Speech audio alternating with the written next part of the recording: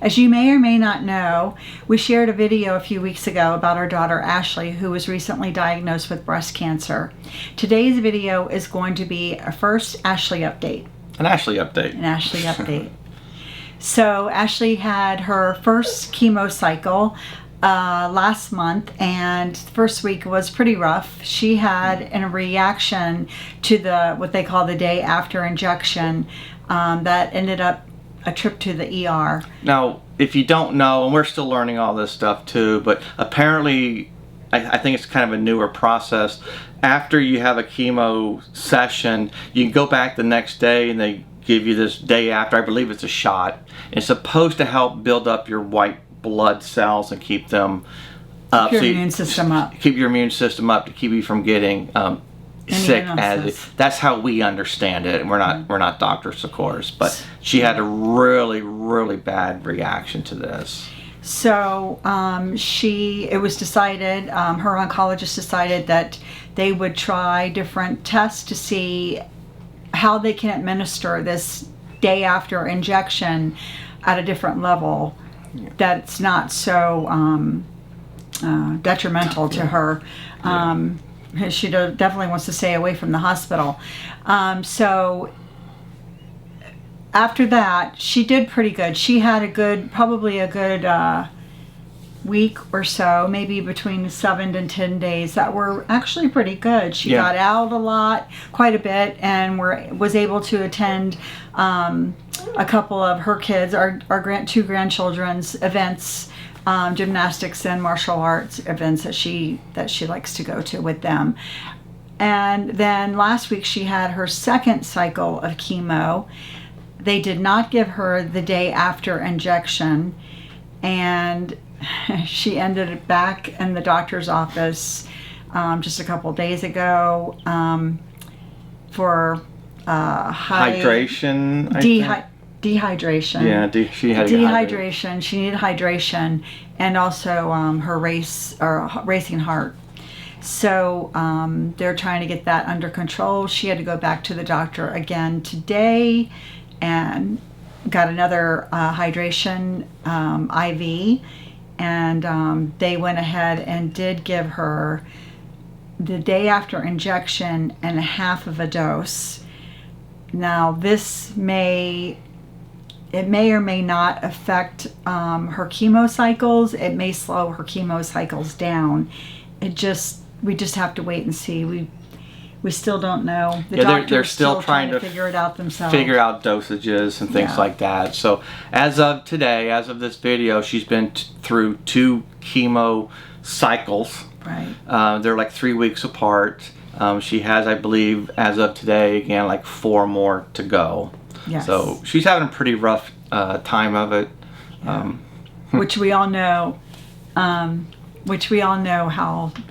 we see it, we hear about it, how rough it is on your body, and she's definitely feeling some of the effects. Our son-in-law has been tremendous. And stronger than us. Yeah, it's amazing. I think he's a lot stronger than us. Here we are, the parents, and it's just like, oh. Yeah. And the kids are being amazing too. And they still have so much love and support around them from other family and friends. Yeah. Some people. A lot of support. A lot. And I did want to say she didn't even make it 2 weeks before her hair started falling out. So she actually put her hair in 2 braided pigtails and had the kids each get to cut a braid off. And then her husband shaved her head. She's so still if anybody knows beautiful. That if they want somebody for a new Kojak commercial or something like that, we got somebody for you. Or Mr. Clean. Oh, she's going to so get you for that. But she is making it.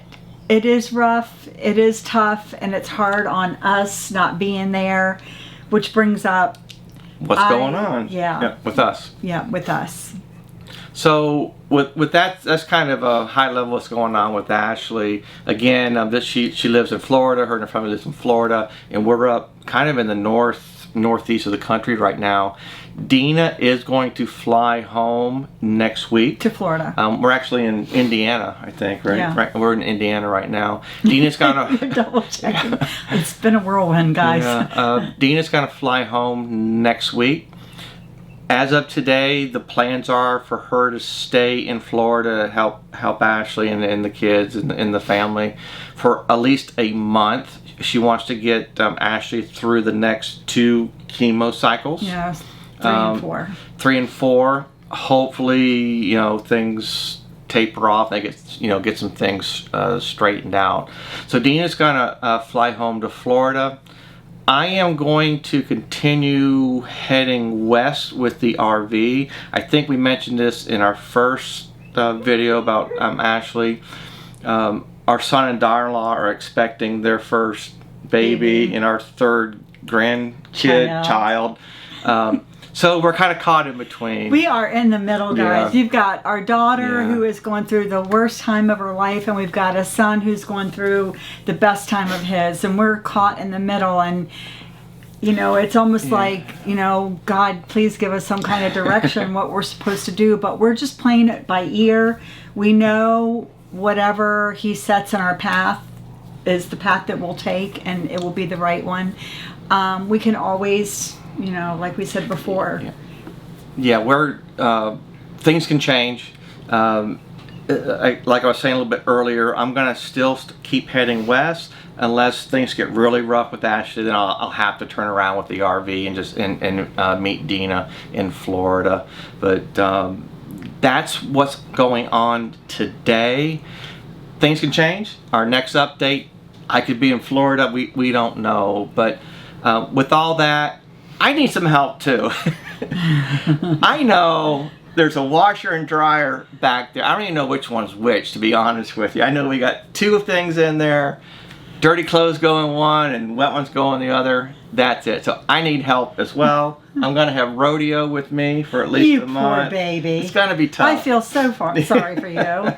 So if you see me making videos with some wrinkled shirts, pink shirts maybe, pink tie-dye shirts, you'll know what happened. She didn't train me right on the washer and dryer. Oh, it's my fault. After 2 years. I gotta learn how to cook too. Yes, you do. Grill. Oh boy. Everything. It's gonna be tough. Salads. It's gonna be tough. Peanut butter and jelly.